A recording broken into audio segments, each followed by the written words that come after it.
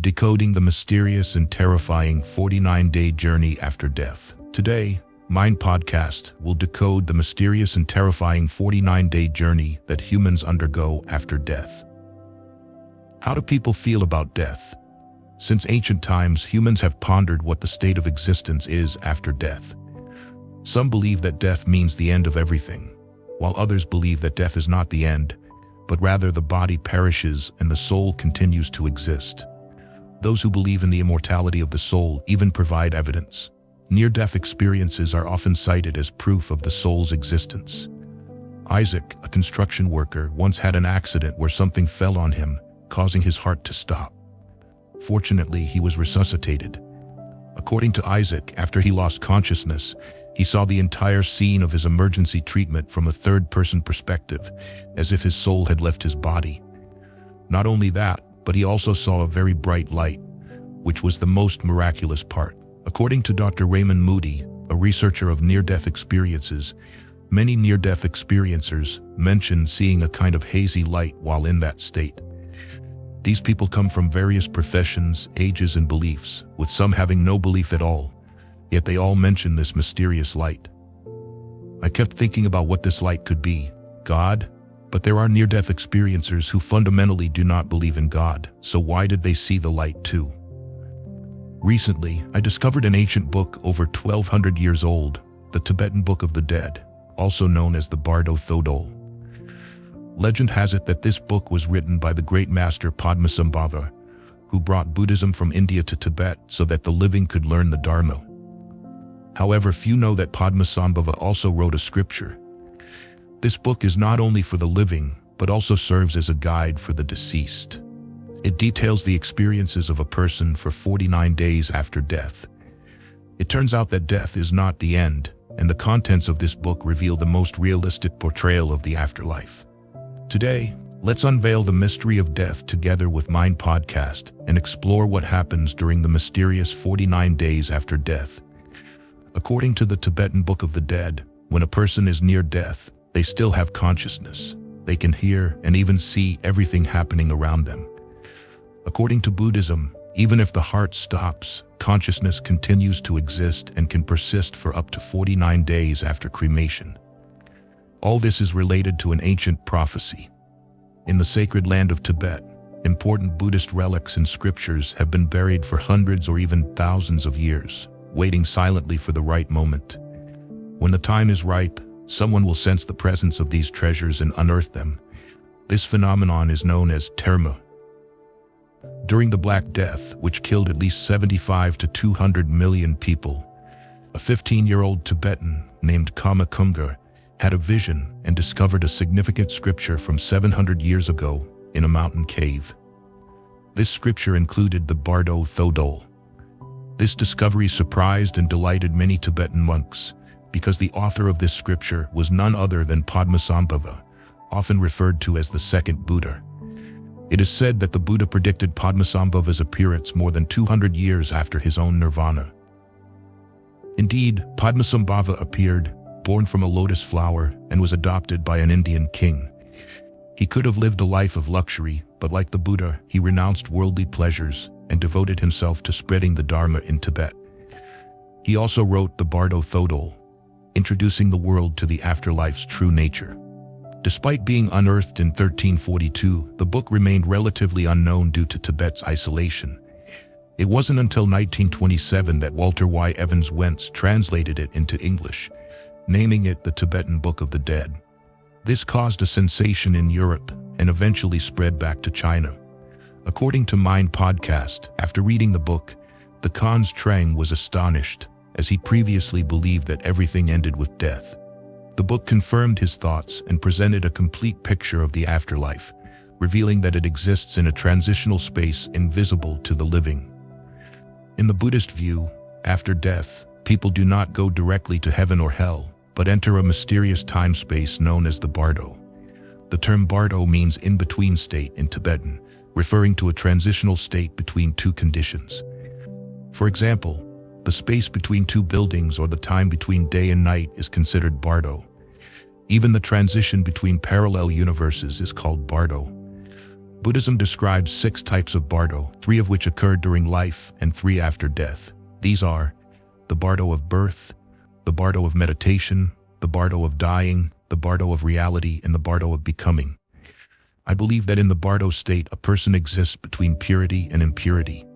Some people may experience soul detachment, visitations from the deceased, or prophetic dreams. The Bardo of meditation is the state one attains during deep meditation, as experienced by historical figures like the Buddha and Laozi. This state is unique because consciousness is not bound by 3-dimensional space, so the experiences differ. This includes the state after death. At this moment, when a person has just died, they remember their name, job, and loved ones, but forget they have died. Suddenly, a blinding light appears. Most people instinctively turn away from the light, which is a mistake. Immediately, fierce-looking monsters appear. After running from these creatures, they eventually find themselves back in the familiar world. However, their consciousness is still foggy, so they think the monsters were just a nightmare and continue their existence until they realize something is strange about their world 3.5 days later. For the past few days, they have been doing the same things as always, like going to a refrigerator to get food, but the food never reaches their mouth.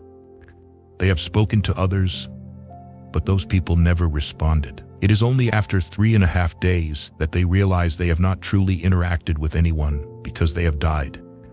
At this moment, realizing the truth, they feel devastated and begin their journey of reincarnation. According to Buddhism, this journey of reincarnation can last up to 7 sets of 7 days, totaling 49 days. But don't think this is a heartwarming moment. In reality, in the afterlife, the deceased must go through many events, and the outcome can be one of 3 possibilities: rebirth in the Pure Land, continuation in the cycle of samsara, or becoming a wandering ghost. Do you remember the mysterious light described by many near-death experiencers? According to Buddhism, the light seen when the heart stops is the original state of life, appearing right after death. At this moment, the deceased has 2 choices: enter the light or turn away from the dazzling light. If the person practiced during their life, they can recognize this light as the essence of life and enter it without hesitation, discovering the Buddha's figure within the intense light.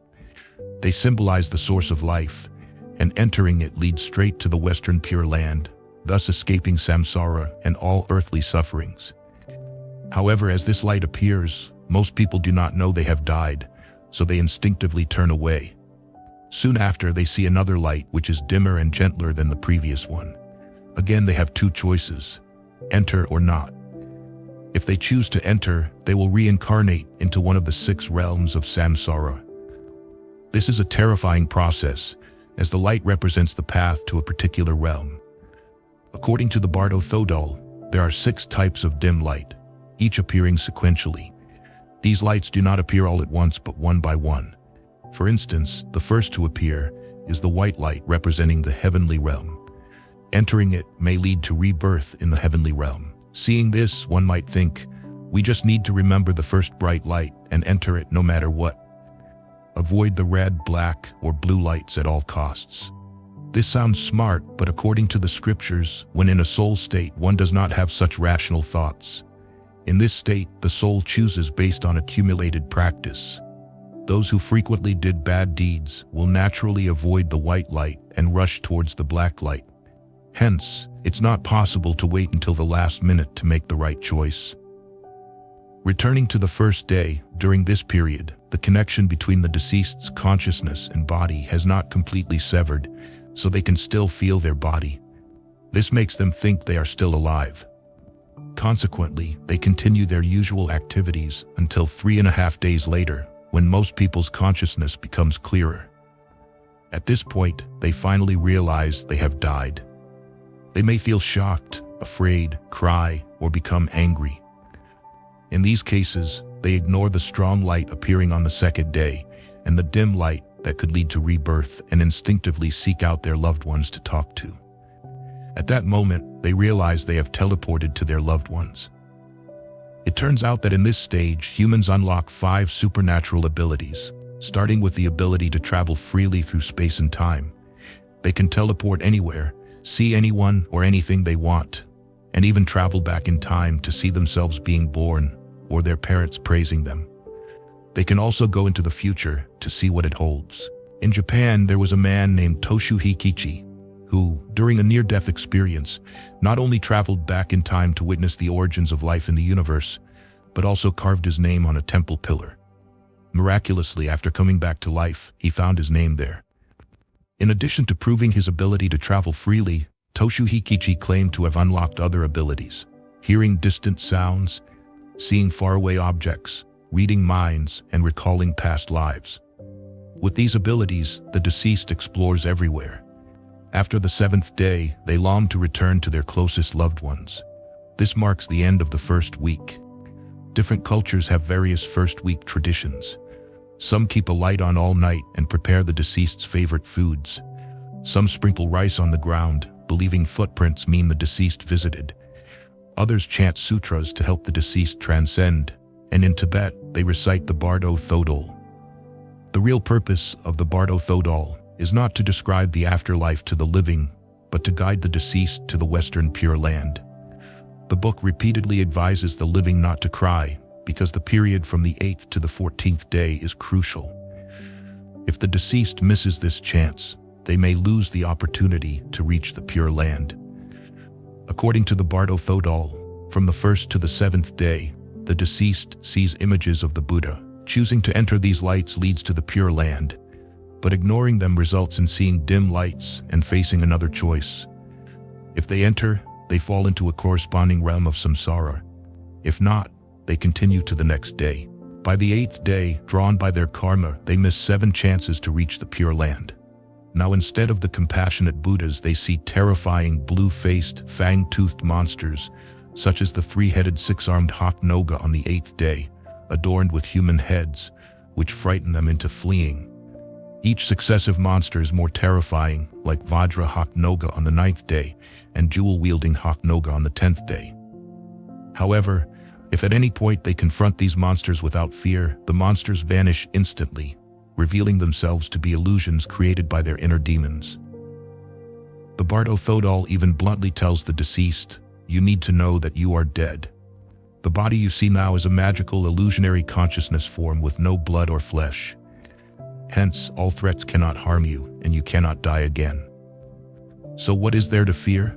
Understanding this helps one see through these illusions born from their inner demons, overcoming everything and reaching the Western Pure Land. If they continue to run during the 2nd week, their chance of becoming a Buddha becomes slim, and only the choice of samsara remains, including the path to hell. According to Buddhist scriptures, the bright light and monsters seen in the 1st and 2nd weeks are Buddhas, but from the 8th to the 14th day, the deceased's inner demons trick them into seeing Buddhas as monsters. Regardless of the light or monsters, recognizing them as illusions allows one to reach the Pure Land. Failing this, from the 15th day onwards, they see different scenes representing various realms of samsara. These should not be approached, as the wrong choice could lead to rebirth in the realms of hungry ghosts, hell, or animals, which are more painful than the human realm. For example, avoid desolate deserts or lifeless swamps, as they are the entrances to the realm of hungry ghosts. Avoid caves or underground passages, as they lead to the animal realm. Hearing wails and screams near a black and white house signifies the entrance to the hell realm. Even the heavenly and asura realms are not recommended. According to the Buddha, only becoming a Buddha frees one from the suffering of birth, aging, sickness, and death. Rebirth in the human realm is the fastest way to become a Buddha. Therefore, recognizing the human realm's scene is crucial. In Buddhist cosmology, the human world is divided into 4 continents: Northern Krudvipa, Eastern Pruvavitaha, Southern Jambudvipa, and Western Aparagodaniya. Our Earth is in Southern Jambudvipa. The Bardo Tool describes that after the 15th day, if you see tall buildings, this signifies Southern Jambudvipa, where Earth exists. We should head there immediately. Despite Earth's many problems and karma, it provides the best opportunity for learning and growth. Therefore, we must strive to enter the scene representing Earth.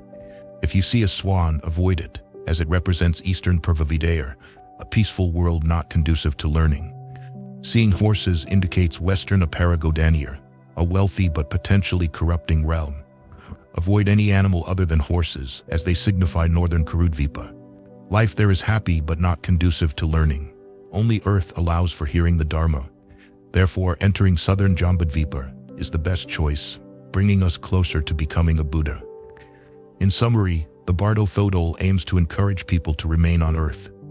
How did you find today's topic?